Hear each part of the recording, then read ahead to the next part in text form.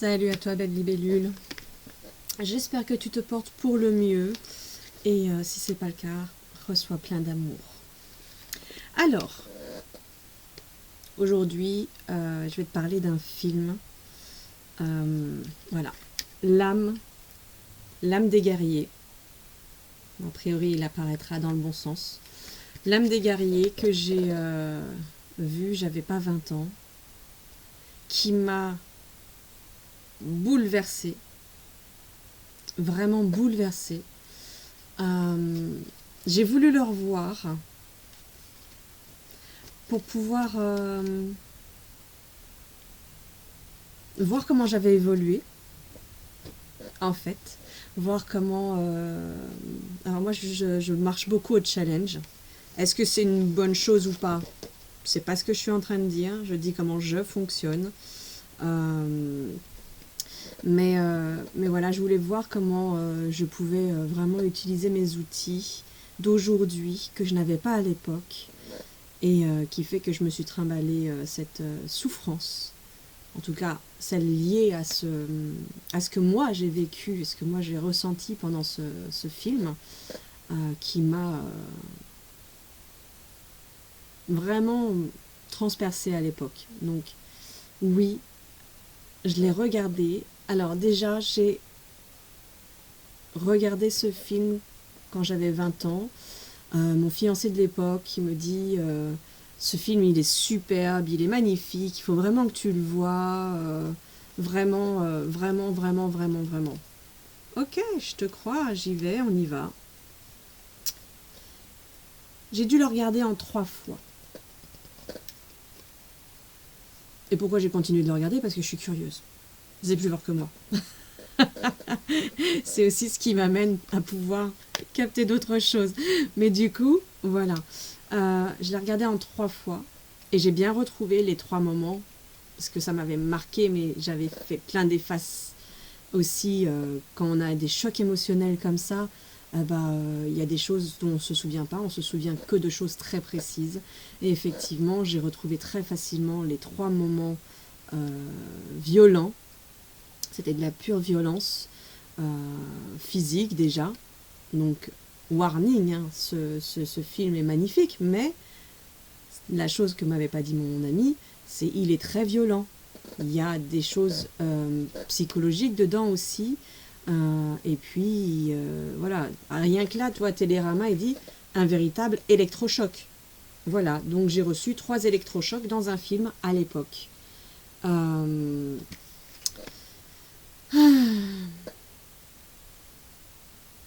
Ça fait plus d'1 mois que je l'ai loué à la médiathèque. Et j'étais pas bien. Donc j'étais incapable de revoir ce film. Et j'ai pu le voir il y a 1 ou 2 jours. Parce que je sentais que j'allais de mieux en mieux. Que les grosses blessures qui me remuaient étaient passées. Et que c'était ok avec moi. À 2-3 reprises, le soir, j'ai failli le mettre. Et à chaque fois, je m'interrogeais, est-ce que tu es vraiment dans un état capable de le recevoir, capable de pouvoir le traiter? Alors effectivement, il y a une différence, c'est que là, du coup, je le fais avec conscience, dans le sens, je sais à quoi m'attendre avec ce film, donc je gère en conséquence. Donc j'ai pu le regarder. Et j'étais même surprise au début, et au final, pas surprise de comment j'ai pu le prendre, c'est que toute la première partie est idyllique. Enfin, elle est idyllique, oui, on pourrait dire qu'elle est presque idyllique. En tout cas, elle faisait vraiment vibrer ma part romantique, ma part idyllique, etc. Donc, c'est bienvenu me chatouiller là, gna gna gna, et puis boum, un coup de massue. Et puis plus tard, et puis hop, recoup de massue, recoup de massue. Ce qui est intéressant aujourd'hui, en 2022, par rapport à... Du coup, ça devait être... il y a 25 ans et non pas 20 ans. Donc, c'était vers 98. Vers 98-97 que j'ai regardé ce film. 1998.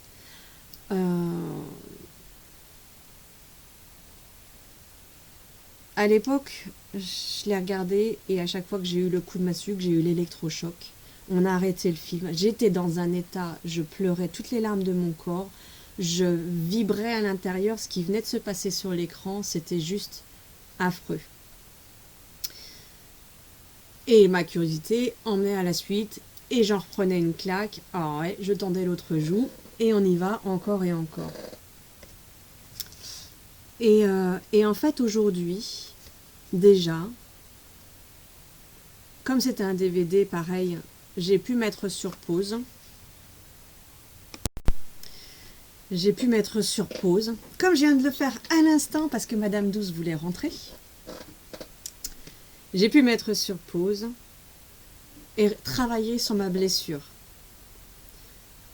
Affronter dans le sens aller la regarder vraiment telle qu'elle était. Donc oui, j'ai repleuré parce que de toutes les manières, c'est puissant et ce sont des choses qui me touchent encore et je crois qu'ils toucheront de toute façon à vie. Parce que ce sont des sujets qui tournent vraiment autour de la violence, autour du non-respect, autour du viol, autour du suicide, autour de tout. Voilà, je vous ai donné les mots-clés. C'est vraiment très violent. Donc à chaque fois, j'ai mis sur pause. J'ai autorisé cette souffrance à se vivre. Et surtout, en fait, j'ai demandé à mon corps de la transmuter. J'ai demandé à la libérer. Et je sentais que j'allais chercher loin, loin, loin, loin, et que je l'autorisais enfin à sortir, à ne plus être à l'intérieur de moi. Alors non, je vais la mettre de côté, pas pour qu'elle soit vers vous. Non, non, je l'ai déjà sortie, je l'ai déjà libérée, et je l'autorisais. Et puis après, j'incorporais, je remplaçais, parce qu'on ne met jamais, quand on fait du vide, en fait, en tout cas dans le corps énergétique, quand on fait du vide, on remet toujours quelque chose à la place et en général, je demande soit la lumière, soit l'amour, tout simplement. Les deux étant liés, c'est celui qui me vient et celui dont je sens avoir besoin à ce moment-là. Amour et lumière. Et donc je sens que, fouf, comme un airbag, le truc se met en place et il n'y a plus d'espace vide qui peut être emprunté par n'importe quelle autre énergie qui viendrait me chatouiller à côté. Et donc ça, je l'ai refait à chaque fois, pour chaque passage. Et c'est peut-être de plus en plus doux. Parce que du coup, effectivement, j'étais sortie aussi du début, qui était tellement idyllique, etc. Alors, on me demande d'en venir au fait. La différence, c'était déjà d'utiliser mes outils. De comprendre aujourd'hui, parce que l'âme des guerriers, voilà, ça parle d'une tribu. Ça parle des rituels, ça parle d'une appartenance à une communauté. Et ça, à l'époque, moi j'y connaissais rien, ça ne m'intéressait même pas. Et aujourd'hui, forcément, ça ne peut que me parler et voir le haka et le ressentir au plus profond de moi quand ils font le haka. C'est oui, si vous voulez voir du haka, il y en a un peu là-dedans. C'est juste parlant en fait, il y a quelque chose qui se vibre là-dedans et c'est juste génial. Donc voilà, on me fait relire un témoignage donc c'est de l'auteur Lee Tamaori. Il disait: l'âme des guerriers a représenté un énorme défi car personne ne voulait que l'on fasse un film sur ce sujet qui plus est adapté d'un livre écrit par l'auteur le plus controversé de la Nouvelle-Zélande. Je savais que ce film allait déclencher une controverse, mais je voulais pousser les gens à parler, à réagir, à se réveiller.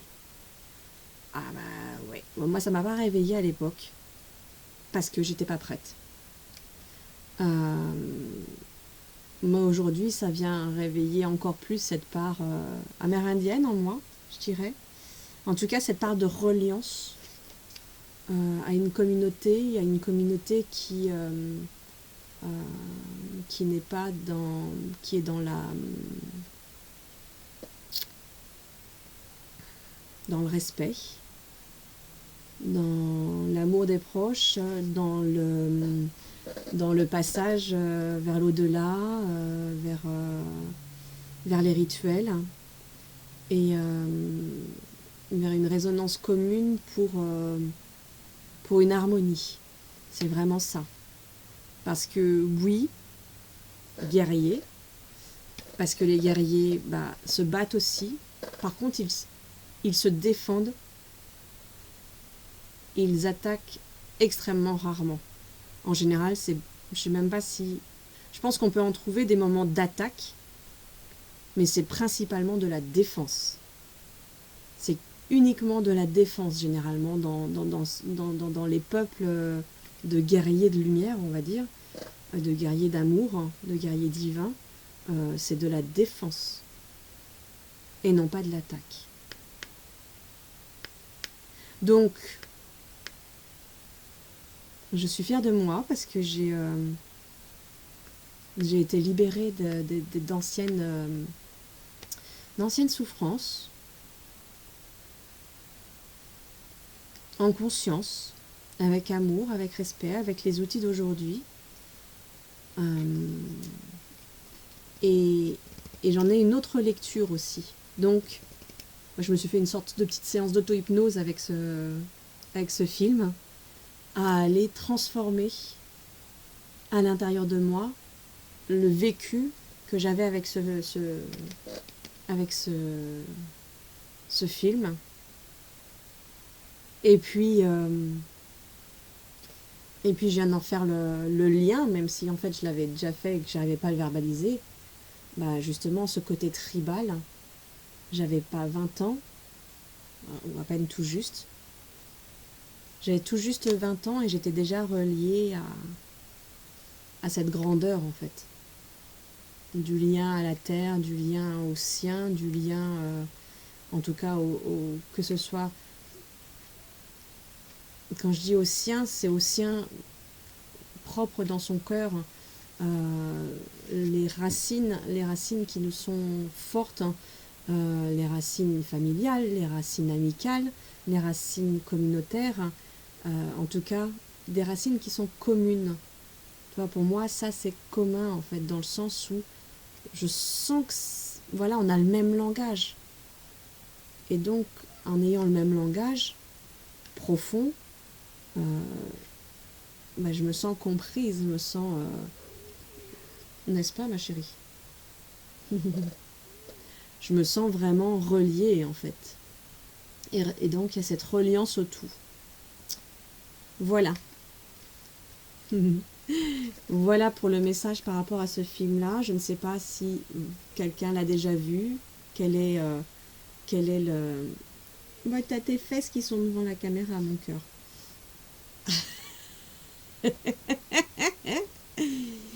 Et voilà, faites-moi vos retours, n'hésitez pas à partager, à liker, à transmettre aussi les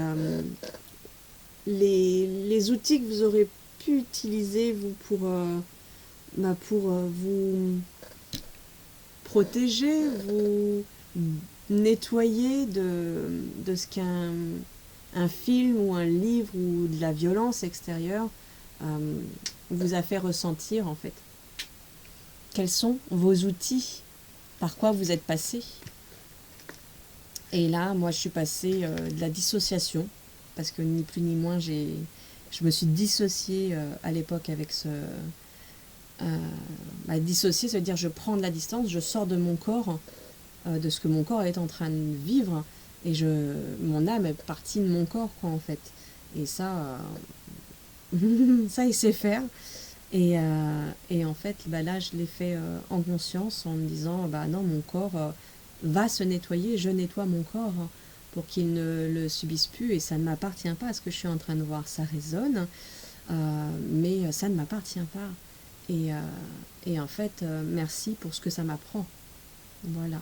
Donc, allez, je vous transvois plein d'amour là, avec ma Dame Douce qui est devenue demander des câlins. Et j'ai hâte de lire vos commentaires, de voir que vous avez aimé avec un pouce, ou même que vous avez partagé. Écoutez, tant mieux. À bientôt.